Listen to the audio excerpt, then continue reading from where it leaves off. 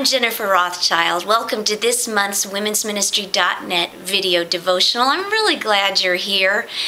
And I have a question for you. Have you ever heard of S&H green stamps? Well, if your answer is yes, you just dated yourself. I used to collect S&H green stamps. Now, if you don't know what they are, those were trading stamps that were given out by, grocery stores, gas stations, etc. It was a rewards program. So if you spent a certain amount of money at a store, you would receive a certain amount of green stamps. And this existed, for years and years. I think it started in the 30s, but in the 60s, green stamps were so popular that they issued more green stamps than they did actual postage stamps. So what I did as a kid and as a young teen is I began to collect these. Whenever my mom would go to Publix and go grocery shopping, she would bring home all the green stamps. I would lick them, I would put them in the little books, and I would collect book after book after book just so that I could take them into the store to redeem them. Well, I will never forget the time I went. I was probably in junior high, and I had a stack of green stamps. And so I get to the store, and I couldn't decide what I wanted. There were beautiful rose bed sheets.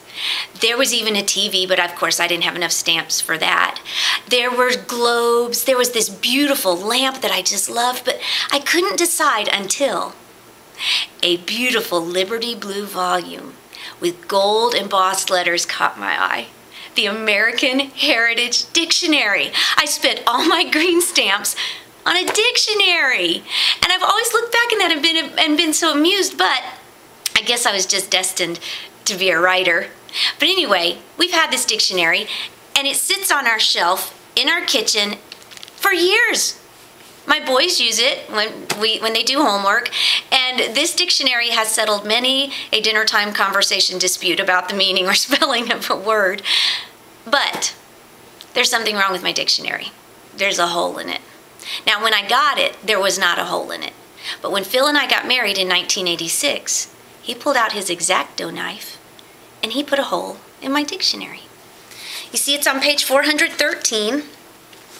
There's a hole where the word divorce should be. You see, Phil cut out the word divorce because he wanted it not to exist in our marriage, so he cut it out of our dictionary. Now, I love that. We all have words we should cut out of our dictionary. Now, I believe every newlywed should cut the word divorce out of their dictionary, but what about you? Are there some words you should cut out of your dictionary? How about anger? How about bitterness? How about gossip or judgmentalism? There's tons of words that you and I need to get out our spiritual X-Acto knives and cut out of our dictionaries. The Bible is considered to be a two-edged sword. So you and I need to take the sword of the Spirit and through God's grace, cut out those words out of our lives that do not belong. Because when you cut the word anger out, or when you cut the word divorce out, or when you cut the word gossip out, it's no longer an option. The best kind of dictionaries are the dictionaries that have holes in them. Thanks so much for coming and joining me one more time for this video devotional. And please join us at the website, because the community at womensministry.net is always better when you show up.